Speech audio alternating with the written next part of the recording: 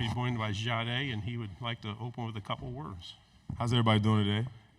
I just want to thank everybody for being here and have me being blessed to be here and the opportunity to be on behalf of my team. I don't thank Sark and the media team for choosing me to talk on the standpoint of the Burnt Orange University of Texas. So thank y'all. We'll start over here on the left side, fourth row. Yeah, Joseph Duffy, TSTV Sports in Austin. Jahdae, for your defensive coordinator, Pete Kwiatkowski, what is something that you think is underappreciated for him that a lot of people in media may not know or even be aware of? He's a genius. Yeah, that man right there is a genius. From a standpoint of us having that record 5-7, and then giving up those amount of points that year, from going from 8-4, and then 12-2. I mean, like, if you could describe one person in one word, I'd say growth. And that's somebody I can trust to make me a better person on and off the field as a man. So I appreciate him. On the aisle, fourth row. Hey, Jahdae, Travis Raycheck, Spectrum News. Remember watching you walk off the field in New Orleans, and you kind of did like a turnaround and looked, maybe this is my last time on a college football field. What do you remember about that moment, and then what has that moment done for you as far as motivation this offseason? Yeah, that moment right there was a little bit weird for me. I was quite kind of confused on, what was next for me in the journey. But me being right now and being here today and blessed, I'm being where my feet is at. That loss and that feeling right there, people don't like feeling that. So in order to not feel that, you have to, take one day at a time and move with a mindset of not having regret.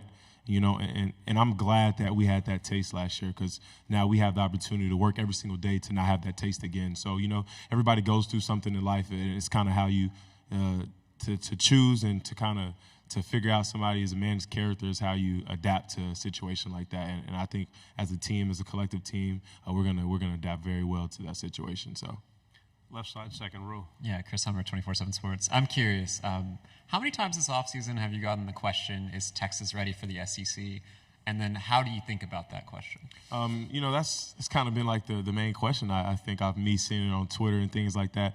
But at the end of the day, football's football. The grass and the yardage is not going to change. The field's still going to be the same length. It's going to be 2 end zones. So at the end of the day, we're on the standpoint where, we respect our opponents, but we don't fear them. So at the end of the day, we're going to get their best shot, and we have to make sure we give them our best shot. So it's going to be an amazing season. It's going to be a long season, but it's going to be an amazing season, and we're most definitely up and ready for the challenge. Front row, and then pass it over your shoulder. Eric Bailey with Tulsa World, bringing up another tough game from last year. That final drive against Oklahoma in the Cotton Bowl, how tough was it just trying to get that one stop you guys needed, that one play you guys needed, and how much did that drive really propel you for the second half of the season, what you guys were able to do?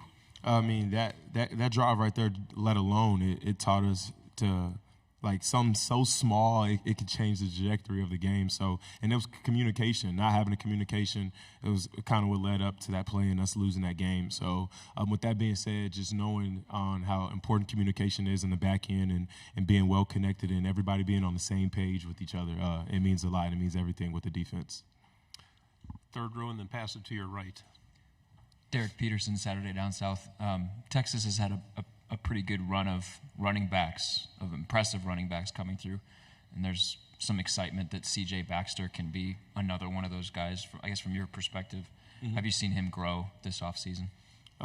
Before I even, I love that question. Before I even hit on Cedric and those guys, I mean, it all starts with, just the program. Coach Sark, him hiring Coach Choice, and Coach Choice is a person and a wonderful man. He helps everybody be a better man individually, and I know if he's doing that for me, and I'm not even in his room, I know most definitely what he's doing for the running back room. So, but to hit on for your question, Cedric, he's growing. He got to learn under Jonathan Brooks, a great back, and he's still learning from Coach Choice. So the sky's the limits for him and the rest of the guys in that room. Right here on the aisle. Justin Wells, Inside Texas. Good to see you today. How you doing? Hey, there was an expectation and talk that you may leave early last year. And, what was that conversation you had with your family about coming back to Texas for your senior year and to do that? And what was your impression of your ranking on that college football 25 game? We'll go from the game and then we'll go to reality and things like that. But for the game, I haven't even played it yet. I just got the code last night. I'm gonna download it, after this wonderful SEC Media Day with you guys. I'm gonna go home and download it. But rating, it is what it is. This is a game at the end of the day. But to hit on the main question and the big task, with me coming back, it was so much emotion and things like that. I really had to sit there and pray, and then talk with my family, and then also I got advice from Coach Sark, Michael Huff, Quandre Diggs, and things like that, and vets like that, and just kind of wanted to hear their standpoint. They all gave me feedback, and I just kind of put it in this big jar of my own, and I had to figure out which one was my best opportunity, and like that, and me praying it was what really helped and dove into that, but it was a lot that came with it. But at the end of the day, right now, Sark always tells me, be where your feet's at, and ever since I made that decision to come back, I'm locked in right now, and I'm most definitely ready for the season. So, Third row. Tyler Shaw with KBTX in College Station. I don't know how familiar you are with just the Texas A&M rivalry in general, but just how excited are you to go to Kyle Field and be the first team to kind of renew this rivalry?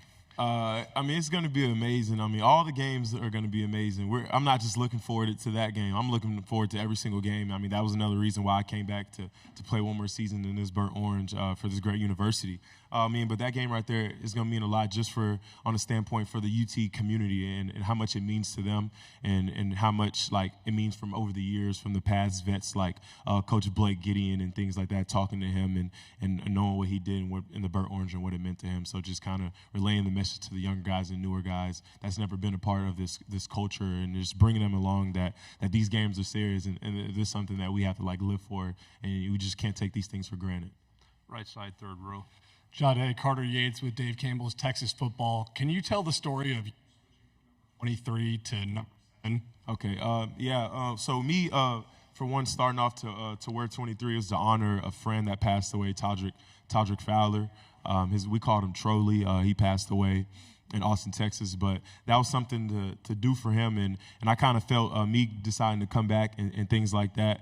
It kind of felt like a point, I think I did a lot and to honor him, to honor 23 and like that for him and stuff like that.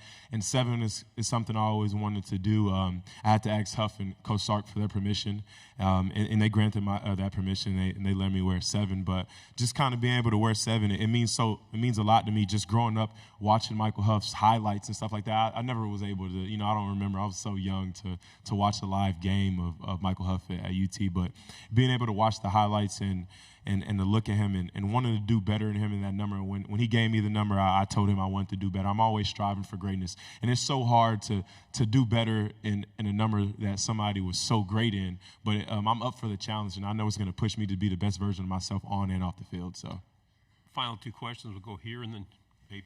Corey Mellows, KV Sports. Nice to see you, Jahdae. How you doing? Love the suit. Love the suit. I messed with your shoes today. Man, crazy. Marnie's, But anyway, just wanted to ask you about the secondary. You have a fellow Austinite now coming with Andrew Makuba. How's it been like reconnecting with him and getting him all situated in the defense? But then also your role is going to shift a little bit as well. How excited are you to show your versatility, not only in the nickel, but also out wide at corner? Yeah, I'll start off the question with Andrew and things like that, and I'll bring Taff along. Me and Andrew, we go way back with Michael Taff. We've started training with each other 8 years ago and things like that. And over the years, just seeing the growth of those two people on and off the field, they pushed me to be the best who I could be. Taff look ups to me, but I look up to Taff at the end of the day. Taff, he went through so much adversity from being a walk-on to being on scholarship, and that kind of motivates me just knowing that if he could do it, I can do more. There's more in my book to do. And then Drew, I try to get Drew to come to Texas from day one.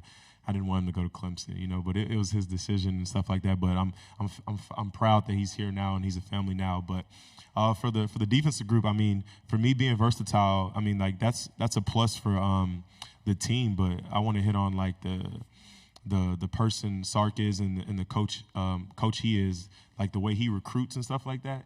You could talk about recruiting, but the way he produces, he obviously produced me to be a better player and a better person, but a better person off the field and a better player on the field. But they just don't produce me. They produce everybody. I'm versatile, but everybody in that staff, I can name 5 safeties that can go play nickel right now, and they actually get reps at nickel at practice. And I can name 4 to 5 corners that get reps at nickel. So they make everybody versatile because they produce talent. And at the University of Texas, they produce talent. I mean, you can see it over the years and stuff like that. So, Final question right here.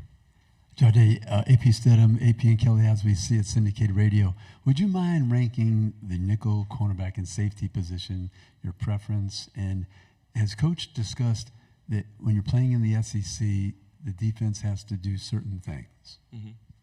I mean, I feel that at those 3 positions, those are all important positions and things like that. You know, at the nickel, it's so much that can go on, but I feel like at the nickel, you're kind of more in the game. You know, at corner, you tend, as a corner, people, they tend to get, they can lull you to sleep, you know?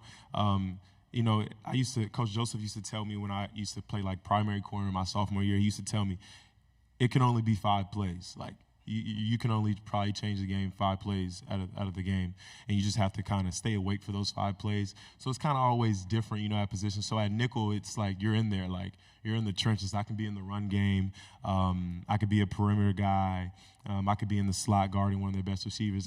It's all different things. I can be boundary safety coming in for the run gap and things like that. But a boundary safety and star, they kind of play a little bit of similarities and stuff like that for like the curl flats and things like that. So at the end of the day, they're all good positions for me and for anybody on the defense that we have right now, and everybody's capable of playing everything. So, Jahdae, thank you very much. We've got to go. We're running long, so thanks very much. Thank you. Great job. Thank you, guys. Welcome.